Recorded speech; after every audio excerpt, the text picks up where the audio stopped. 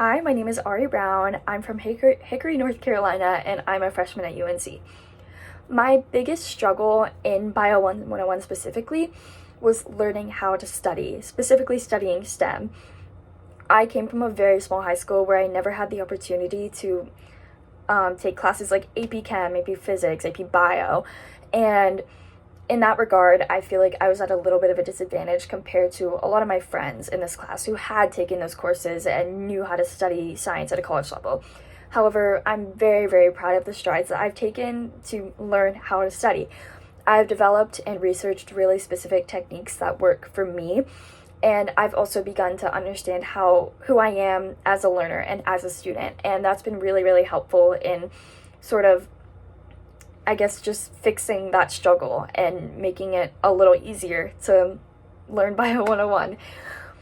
In terms of prior volunteer experience, I tutored chemistry in high school, and then I was also an intern in a first grade classroom for 2 years. And I know that teaching 6-year-olds and teaching college students is definitely very different, but teaching these kids taught me two things. Number one, patience, which is a virtue that's very important for any sort of mentor. And number two, I've definitely developed a little bit of an eye for understanding how other people learn. I know that the way that I understand certain concepts is not going to work for everybody. So I think I've sort of developed an ability to talk to someone, understand what they're struggling with, and then formulate a way that is going to help them learn and help me be an effective teacher. So if I were ever pressured to break a rule by a peer or friend I'm in a mentor position, I'm a very firm believer that once is a mistake and twice is intentional.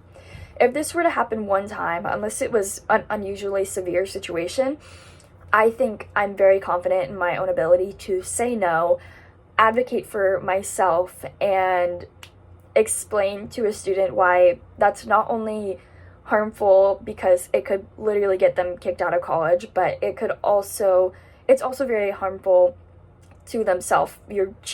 By not actively learning, you're cheating yourself and not taking advantage of the opportunity that UNC is.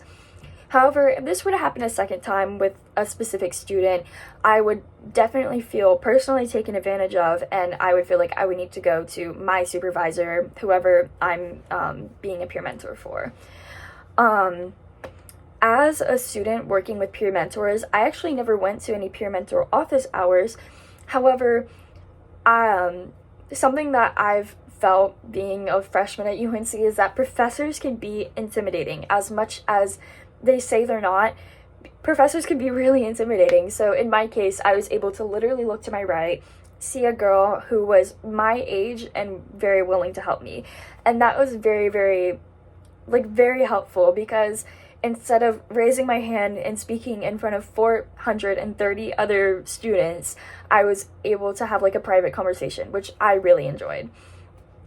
I would love to be a peer mentor because my favorite extracurriculars in high school were the ones where I was able to help people I was able to teach people and help people. I was also an ambassador, so I was constantly helping freshmen, which was my favorite thing. Being able to be the person that helps somebody understand a difficult concept and help them do better in something that they're really struggling with is my favorite thing in the world. It makes me so happy. I've always loved teaching, and I've always loved, I love biology, and being able to teach biology would be so amazing. So thank you so much.